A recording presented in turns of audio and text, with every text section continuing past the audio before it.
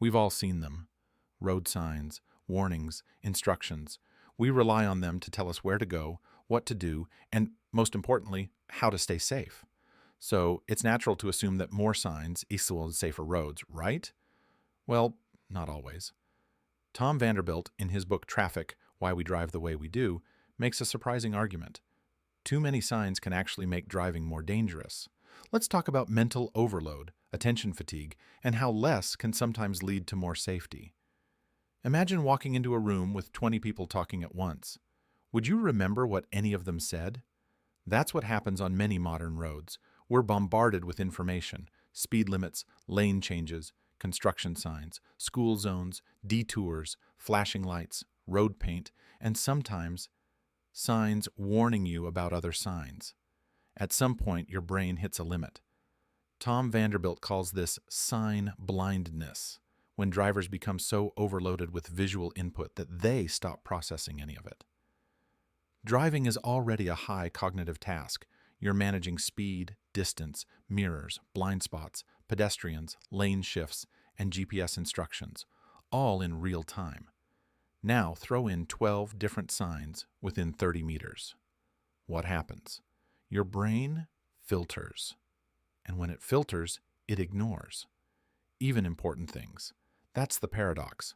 The more we try to direct drivers, the more they disconnect. They don't become more informed, they become numb. Some cities are testing a radical idea: remove signs, or at least remove most of them. And guess what? Drivers become more alert. Why? Because now they have to think. They look around more, they slow down, they engage with their environment instead of blindly obeying signs. This approach, called shared space design, forces drivers to negotiate space with others: pedestrians, cyclists, other cars. And, surprisingly, crashes go down. Here's the psychology. When the road is covered in signs, we feel like someone else is in charge. We trust the system to manage every risk for us. But when there's less guidance, we take back control. We become cautious, we scan for danger, we make smarter decisions. Tom Vanderbilt notes that in these low-sign environments, drivers are less aggressive and more respectful. They behave better, not because they're being told to, but because the design encourages it. This doesn't mean we should remove all signs, but it does mean we should rethink how we use them. Can we simplify intersections, eliminate duplicate instructions, trust drivers more and signage less? The goal isn't chaos, it's clarity. Because when drivers are encouraged to stay alert, they're not just reacting, they're engaging. And that's when roads become truly safer.